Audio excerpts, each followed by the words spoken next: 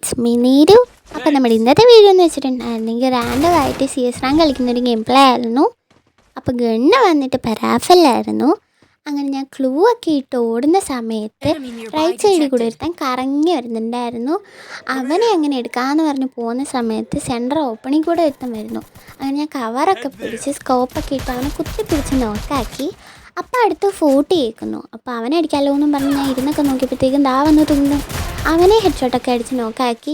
Long ഒരുത്തൻ നിൽക്കുന്നു. അവനൊരു 172ൻ്റെ ഹെഡ് കൊടുത്ത് 34ൻ്റെ ഒരു ഡാമേജ് എടുത്ത് അവനെ നോക്കാക്കിയപ്പോൾ എൻ്റെ ഏസാണെന്ന് എനിക്ക് മനസ്സിലായി. അങ്ങനെ ഞാൻ ഹീല് പോലും ചെയ്യാണ്ട് ഓടുമായിരുന്നു.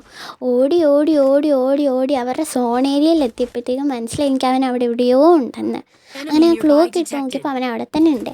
അങ്ങനെ ഞാൻ നേരെ ചെന്ന് അവനെ അടിക്കാൻ നേരം അവൻ ഓടിക്കും. ഹെഡ്ഷോട്ടും കാര്യങ്ങളൊക്കെ അടിച്ച് ഞാൻ അവനെ ഏസ് എടുത്തിട്ടുണ്ട്.